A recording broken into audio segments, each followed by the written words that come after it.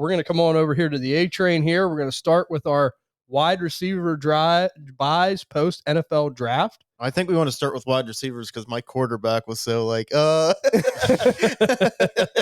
when we get to that, this will get people interested, I think. So we're going to ease you in. Yeah, let's ease in. But and your post NFL draft wide receiver buy, who's it going to be? It's going to be Bub Means.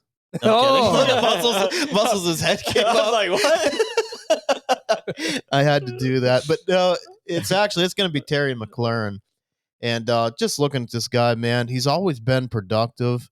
He's been 1,000-yard receiver 4 out of his 5 years. And he gets a rookie in Jaden Daniels, who I know, Moss, you and I are a little higher on him than TJ and Ty. But, you guys still have him at 3. We have him at 2. Right. Just it seems like the history shows that rookie quarterbacks don't get much volume, but I think that's changing. The league's always adapting. It's always changing. I went back and looked at some stuff here. CJ Stroud, 34.8 pass attempts per game. Even Bryce Young, 34.5. Anthony Richardson, now I went off a 2.5 game basis because that's really all he played. He played 4 games, but like barely any in 2 of them. 33.6. So, yeah, that narrative's definitely changing. These rookies are getting to throw the ball. And I think Jaden Daniels is definitely going to be right around that 34, 30 to 35 threshold. We look also, he just can throw on all parts of the field, man. You look, especially last year at LSU, his completion percentage, even down the field, man. Looking towards PFF, outside left, 151, rate. He just can get the ball out, dude. 152 on the other side. And these are 20-plus yard throws. Like, he throws a beautiful deep ball. What's Terry McLaurin good at? He's good at all parts of the field, but he's a good down-the-field guy. Mm-hmm. Get him on these deep slants, deep goes. So, looking elsewhere, too, they do lose Curtis Samuel. So, that's somebody that kind of, is going to take some targets away. I love that they brought in Luke McCaffrey, but yes, he was a quarterback for a couple years. He's just learning this receiver position, so he's a bit raw. It's going to take some time for him, and I do believe he's probably going to come into this year as a number 3 behind Jahan Dotson. And Jahan Dotson, somebody I'm not a big fan of either. We've seen his rookie year. He caught a lot of touchdowns, very touchdown reliant, really struggled last year. So can Jahan Dotson even take that step? Hopefully he can, just that way McLaurin's not even getting double teamed all the time. They also bring in Ben Sinnott. We know a lot of these rookie tight ends, especially, they take time to develop. So I don't have a high projection, volume target share for Ben Sinnott this year. They do have Ertz. We'll see. We'll see what he has left in the tank. McLaurin, he's played with 11 different quarterbacks since his rookie year. I think it's safe to say I think this is going to be probably the best one of the better ones. There's some bad names on that list, man, like real bad names. Cliff Kingsbury's here. I'm going back and looking at that awesome 2020 season.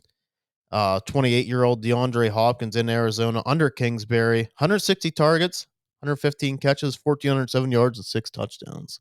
So, McLaurin's 29. I can still see him just busting out. I really can. And this was Kyler Murray's 2nd season, so he wasn't quite a rookie, year after. But I don't know. I think they're kind of the same player as well.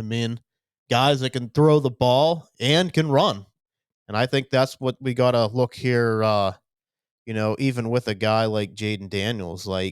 Okay, if he can't get the ball anywhere else, if he's got a hyper-target McLaurin, I think how he can get defenders off is just running the ball and keeping defenses honest. And I think we're going to see a lot of shootouts again, man. They got Jeremy Chin. He's probably the only significant player in that secondary, and that's something that I really felt like Washington needed to target was secondary help. They were bad. Jeremy Chin. I love that name. Yeah. They did bring in Bobby Wagner in a 1-year deal. He's probably 40, so that's a Dan Quinn guy. Yeah, it is. And that's even as a linebacker. So this defense, I do project it to be really bad again. Yeah, I think we could see a lot of high-scoring games again like we did last year out of Sam Howell. So, and that's another one to bring up.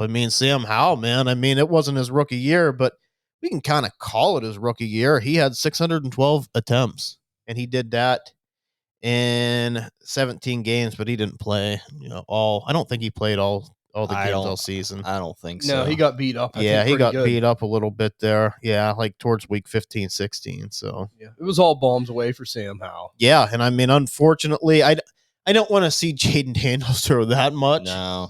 But I think it's going to be, I can see it, man, 400 plus pretty easily. It's going to be a necessity because of how bad the defense is. Exactly. The defense is horrible.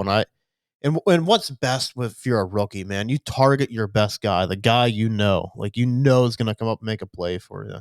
And he's as much he can do it deep, and he can take a 5-yard slant to the house. So yeah, I really like Terry McLaurin for this year.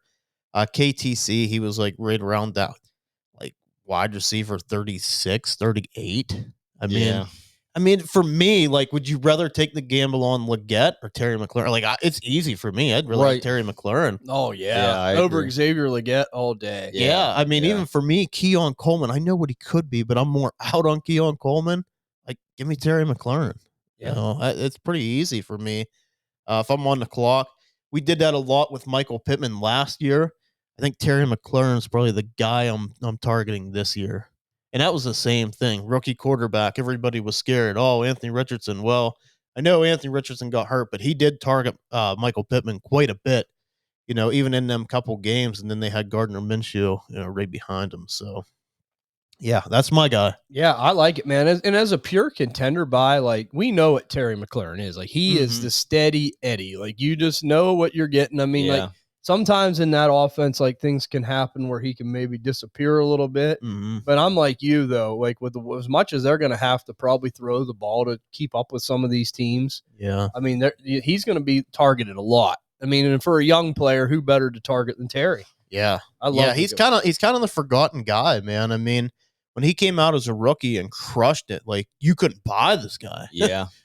two first plus, like, that was only a short while ago. Unfortunately, he came out a little bit older. That's why he's already, going to be 29. But still, I think he's very obtainable right now, especially with these rookie hypes. Some of these receivers, probably like a mid-second round pick, you could get him. I would. Yeah, say. If somebody's on the clock and they see, even one of these running backs, they want a Bo Nix or something. If he's there, I'm going with Terry McLaurin. Yeah. I don't want to say one of these running backs. Like, I'd rather have Jonathan Brooks, probably Trey Benson, just because he's younger and I do like the situation. But like, I don't know if Blake Corum would get it done. If it would, I would do it. Yeah, I would too. I think that's my tier too. Yeah, I love that end. That was definitely a good one.